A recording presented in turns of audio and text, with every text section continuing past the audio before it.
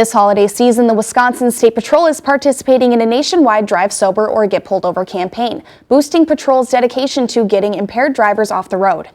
But for a father in Hudson, the message of driving sober is personal. John Franklin has the story. Megan was, she was our middle child. She was feisty, little one. Megan Geltz was the daughter of Thomas and Wendy Geltz of Hudson. You know, she was a great mom, and she also was a certified nursing assistant, taking care of elderly folks here in town. Then, on February 29th of 2016, Thomas and Wendy got a phone call that changed their life. We were sitting in our living room when my wife got the call, and they basically said that Megan had been in a crash, and we needed to get down to Regions Hospital in St. Paul, Minnesota as soon as possible. And they wouldn't tell us any information over the phone. At the time, Megan was pregnant with her second child. When they got to the hospital, they got the worst news a parent can receive. Unfortunately, we found out that even when they had called us, she was already gone.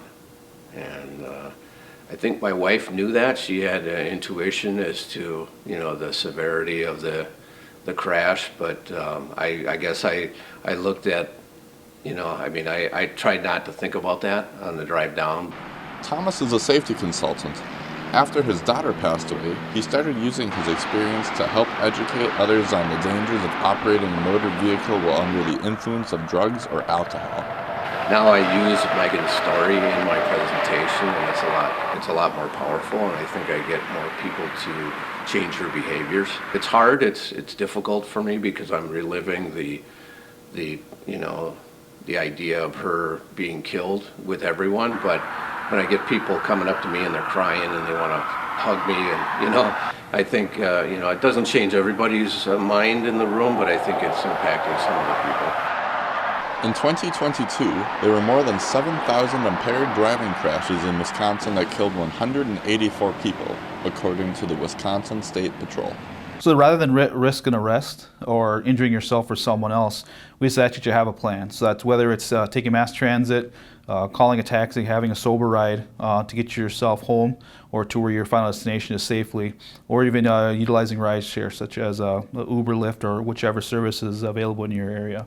While Megan has been gone for over 7 years, her parents still feel she's around. Megan, she worked third shift as a CNA nurse, and one of the things that we really appreciated from her was she'd come home at early in the morning, and the sun would be rising a lot of times, and she'd take beautiful pictures of the sunrises before we got up. So every time that we see either a sunset or a sunrise, it always reminds me of her, and I think that she's looking down at us through that sun gaze. For News 18, I'm John Franklin. While Megan and her family are from Wisconsin, the site of the crash was along Highway 95 in Stillwater, Minnesota. Although the Drive Sober or Get Pulled Over campaign ends on New Year's Day, law enforcement and the Geltz family ask that if you drink, always make a plan to get home safely.